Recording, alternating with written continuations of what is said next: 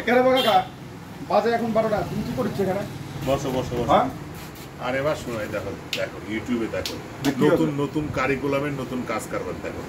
মনে করো যে কালকের যা পরীক্ষা, হ্যাঁ তা মনে করো আজকে মনে হচ্ছে যে ওই সব প্রশ্ন টশ্ন সব সমাধান টমাধান সুন্দর করে সব ইউটিউবে। খালি ফালতু কথা, তুমি কি করে জানো এটা যে আজকে না কালকে প্রশ্ন কোন জায়গায় কি? এবার এরে হচ্ছে বলে এই দেখো দেখা যাচ্ছে তো, কালকে মিলাইলেও তো প্রশ্নটা তো অন্যটাও হতে পারে না।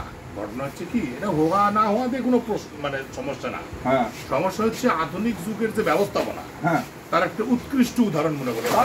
মনে করো যে সারা বিশ্বে ডিজিটালের যে একটা ব্যাপার আছে, স্মার্ট বাংলা, স্মার্ট মনে করো যে নির্ভয়, হ্যাঁ মানে পরীক্ষা দেওয়ার যে একটা মানে মানে কি বলবো, মনে করো যে আমরা তো মানে ভয়ে পরীক্ষার হলে যাইতে পারতাম না, হাত টাকায় তো দূর দূর করতো, মানে এই যে ভয়হীন একটা পরীক্ষার যে ব্যবস্থা সরকার চালু করতে পারে শেষ পর্যন্ত, এই জন্য মনে করো আমি সরকারের খুব ধন্যবাদ দিই।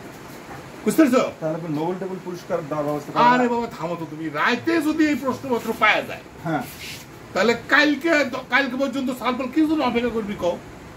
কালকে ক্লাসে যাবি, তারপর প্রশ্নপত্র পাবি, তারপর পরীক্ষা দিবি। হ্যাঁ এতক্ষণ ধৈর্য কুলায়?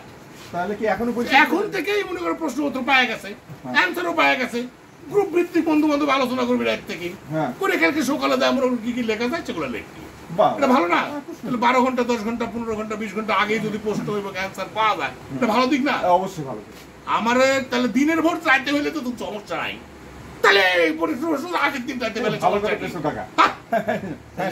খালি তুমি সবসময় মানে তুমি খালি উল্টা পাল্টা প্রশ্ন কিন্তু করো না। তোমার কথা ঠিক আছে, যদি দিনের ভোর রাতে হলে পারে কোনো সমস্যা না হয়, তাহলে দিনে মানে দিনের পরীক্ষার আগে হলে দিনের প্রশ্ন যদি রাতে সমস্যা, এটা তো সমস্যা কোথায়? আর তাছাড়া আধুনিক শিক্ষা ব্যবস্থা তোমার বুঝতে হবে, আধুনিক শিক্ষা ব্যবস্থায় কোনো প্রশ্ন থাকে না, তোমার আইকিউ খেলায় কাজ করতে হয়, ব্রেন খোলায় কাজ করতে হয়। বুঝতেছো? ব্রেন হচ্ছে আসল ব্যাপার। তোমার মাথার মধ্যে কি আছে, ঘিলুর মধ্যে কি আছে সেটা তোমার। আমরা তো বাঙালির অধিকাংশই মনে করো গোবর থাকে, তা মনে করো সার হয় না, মনে করো গোবরের মধ্যে ভিটামিন টিটামিন সব বাইর করে সোবরা থাকে, সেই সোবরা মনে করো যেটা খালি আগুন জ্বালানোর কাজে লাগে, মনে করো জমি দিলেও সার হয় না। বুঝতেছো? এখন ব্রেনটাকে উন্নত করা লাগবে তো, খাটান লাগবে তো, এই জন্য আমরা ব্রিলিয়েন্ট জিনিসপাতি সব সামনে থেকে তৈরি করেছি মনে করো। এই যে ইউটিউব অ্যাকচুয়ালি কম ব্রেনের কাজ মনে করো, সেটাই সমাধান। আবার যে সব ফেসবুক গ্রুপ টুপও দিয়ে দিচ্ছে। আজকে কি জানো ইউটিউব যারা বানাইছিল তার মধ্যে একজন নাকি বাংলাদেশি বংশোদ্ভূত ছিল, কেটা আবার কি কর? হ্যাঁ সত্যি, আমার এত দূর চলে গেছে আমরা, অনেক আগের ঘটনা সেটা। আমি তো জানি যে শুনেছি সব বলে ইহুদি নাসারারা সব এই ম্লেচ্ছরা তোমার এই ফেসবুক ইউটিউব বানাতে, এগুলো সব মানুষ করছে